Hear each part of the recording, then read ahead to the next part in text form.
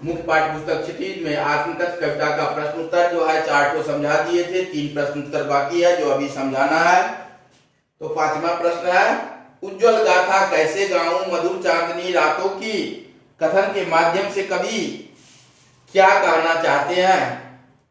उज्जवल गाथा कैसे गाऊं मधुर चांदनी रातों की। चांदनी पूर्णिमा की रात में उज्जवल गाथा कैसे गाऊं? अपनी प्रेमिका के साथ, अपनी प्रेयसी के साथ, जो वह सुखपूर्ण क्षण मैंने बिताया वह कैसे गाऊं?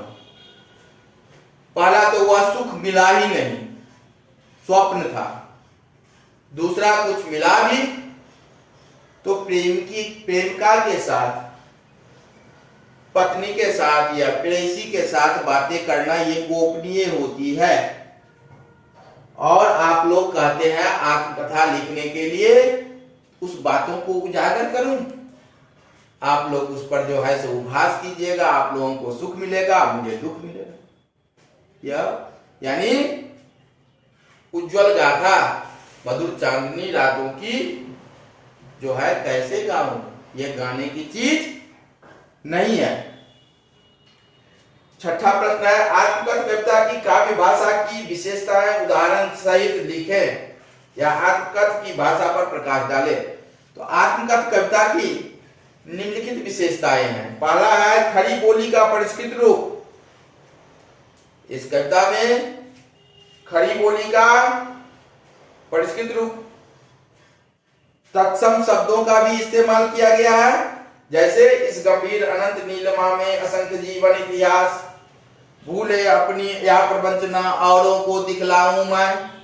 दूसरी विशेषता है प्रतीकात्मक शब्दों का प्रयोग, जैसे मधुप मन का प्रतीक है और मुरझाकर गिरी हुई पत्तियां नश्वरता का प्रतीक है। तीसरी विशेषता है आत्मकथ कविता कोमलांगी है, अर्थात प्राकृतिक उपादानों प्रकृति चित्रण है। अनुरागनी उषा, जिसके अरुण कपोलों की मतवाली सुंदर छाया में अनुरागनी उषा लेती थी निज सुहाग मधुपाया में। प्रकृति उपादानों के प्रयोग से प्रेसी का मनोरम झांकी जीवंत हो उठता है। और चौथा है, इसमें अनुप्रास मानवीकरण अलंकार का प्रयोग हुआ है। अनुप्रास का उदाहरण है हंसने होने वाली बातों की में ह का पुनरावृत्त है, कौन कहानी में क का प्रयुक्त है, मेरी मौन व्यथा में मौ का जो है आवृत्त है, इसलिए अनुप्रास अलंकार हो गया। और मानवीकरण अलंकार का उदाहरण हुआ अड़ी सरलते तेरी हंसी उड़ाऊं मैं, थकी सोई है मेरी मौन व्यथा। और 7वां प्रश्न है और अंतिम प्रश्न, कवि ने जो सुख का स्वप्न देखा उसे कविता में किस रूप में अभिव्यक्त किया है? तो कवि ने जो सुख का स्वप्न देखा, कवि की प्रेसी स्वप्न सुंदरी थी, सुंदरता की जीवंत प्रतिमा थी।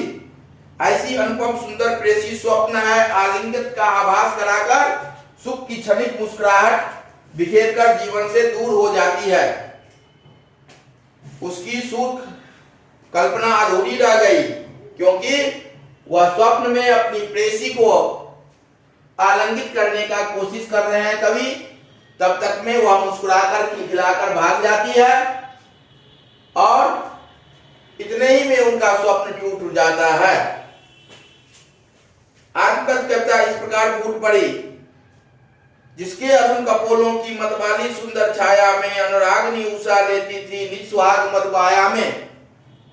इस प्रकार आत्मकथ कविता का 7 प्रश्न का प्रश्न उत्तर समझा दिए। अब उसके बाद गद्य खंड में चलेंगे।